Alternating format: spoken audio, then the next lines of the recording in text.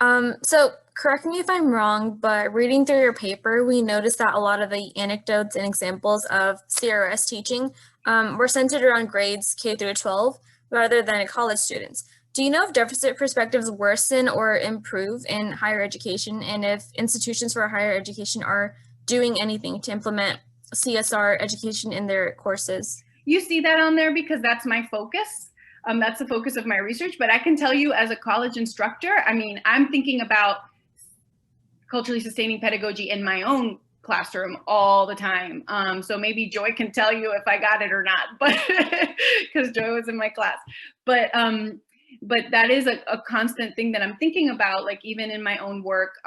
Recently, I've begun to bring in like testimonio into my class, which is, you know, people bringing in their lived experiences and or how do we create action projects in our communities, and just little by little working that in more. And again, I would say it's happening in pockets. I don't have like a great research statement for you to say whether it worsens or improves, but I can tell you if we're talking about, for example, a predominantly white institution, it's probably going to get worse for young people if they're coming from schools that are probably more like, I'm thinking about Black, Indigenous, people of color, if they're coming from schools where maybe they had a little bit more diversity, or they had more, they could see more of themselves and their cultures in that, and then they moved to a PWI. There's a lot of research about what that, and I should say historically white institution, because it didn't just happen. It's not like happenstance. It's historically white. And so when they make that shift,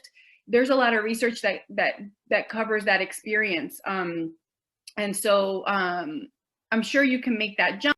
I think, sorry, I just wanted to add one more point before we move on to the next question. I think some students who come into NYU without this information or this knowledge or the experiences may want to tackle it, may want to learn about it, but are uncomfortable to do so. I can say I was one of them prior to taking your class. So I think it's all about education. I mean, we are education students and we're in college and we're here to learn. But I think creating that space and teaching, giving students the tools. Don't use this language because that is deficit language. Use this language instead. This will make you get your point across better. Use this language. It's okay to confront these things, giving them the tools to do so. And then from there, students will do the work because they're passionate about it. But giving them that initial push is really important. Yeah, trusting students that they're not just here to, you know, dilly dally. Like, people are signed up to go to school. Let's go. Let's do this. I trust you. Here are the tools. Like, you know, here are the tools, but you come with your own. And it's important for educators at any level to open up a space, paying attention to power dynamics. Specifically, I say that because openness without an actual structure that helps voices, you know, be heard doesn't always work. But the kind of openness where people can bring who they are and their ideas to the table, you know, and then we provide the tools that they need to do the work they want to do. Yeah, so on the topic of higher education, we touched on this a little bit, but what specifically do you think college students can do to combat deficit perspectives in their own institutions, whether that be advice or tangible things that they can go forward with? I mean, what you're doing right now is one thing, is creating work and projects that explicitly demand that have critical conversations with people, but then also demanding change at the university. Ultimately, the university needs you. So they need you. They need you to run. They need you to keep the fields going. They need you to, you know what I'm saying? Like, just none of it works without students. And you are in the most powerful position. The institution is yours.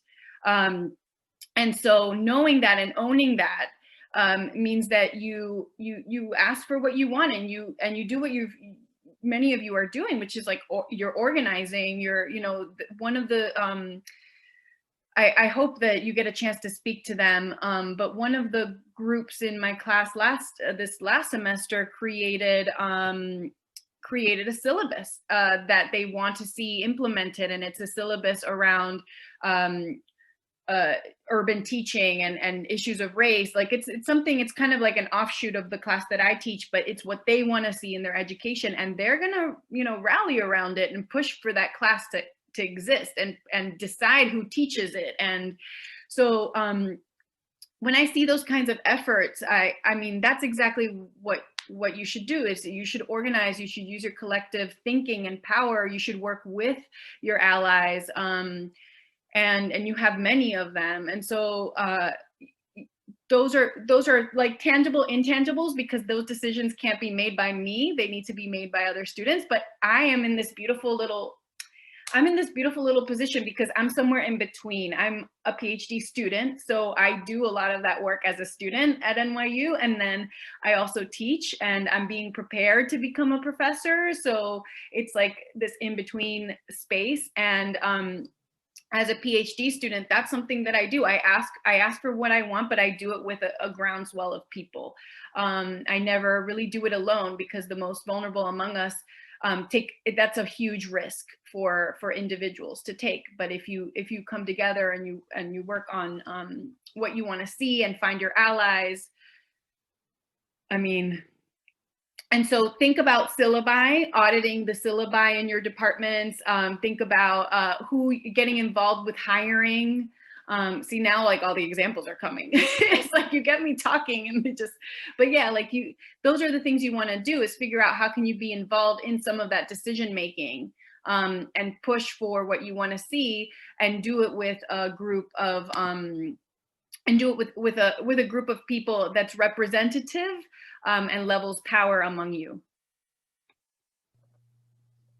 So we want to thank you, Pamela, for taking the time out of your day to speak with us and share your insights to the empowered community. Thank you for having me. This was fun. And to our audience, if you want more information about this topic, check out her research that we will link in the description.